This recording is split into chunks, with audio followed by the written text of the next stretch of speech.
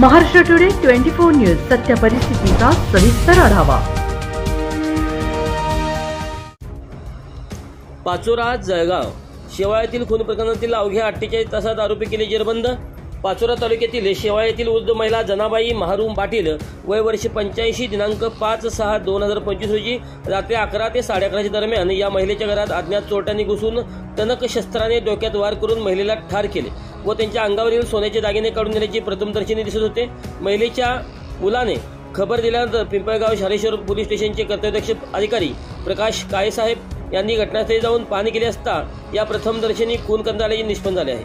Police अधीक्षक माननीय माहेश्वरी रेड्डीस यांच्या आदेशाने व अप्पर पोलीस अधीक्षक परिमंडळ चाळीसगाव कविता नेरकर मॅडम तसेच पोलीस उपविभागाधिकारी भाग पाचोरा धनंजय वेरुळे यांच्या मार्गदर्शनाने स्थानिक गुन्हा शाखा जळगाव व पिंपळगाव हरेश्वर पोलीस स्टेशन यांना संयुक्त तपास करण्याचे आदेश दिले होते। गोपनीय माहितीच्या आधारे पिंपळगाव हरेश्वर पोलीस स्टेशनची पथक व स्थानिक गुन्हे शाखा जळगाव पथकाने कारवाई करत अवघ्या 48 तासात 3 आरोपी जेरबंद करण्यात आले। परिसरातून पोलीस प्रशासनाने कौतुक केले जात आहे।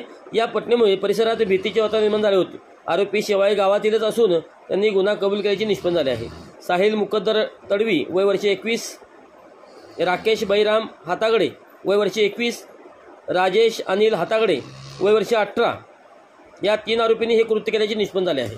ही तिन्ही आरोपी आजीच्या घरासमोर बसून टिंगलटावाळ्या करत असल्याने जनाबाई यांनी त्यांना खडसावले असता त्यांचा राग मनात धरून त्यांनी हे कृत्य केल्याचे कबूल केले।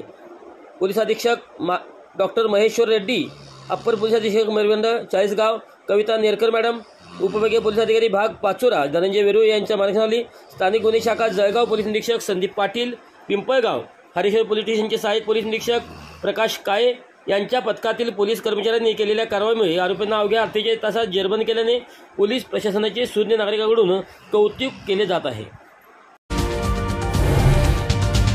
आजच महाराष्ट्र टुडे 24 न्यूजला सबस्क्राईब करा आणि सत्य परिस्थितीचा सविस्तर आढावा पहा।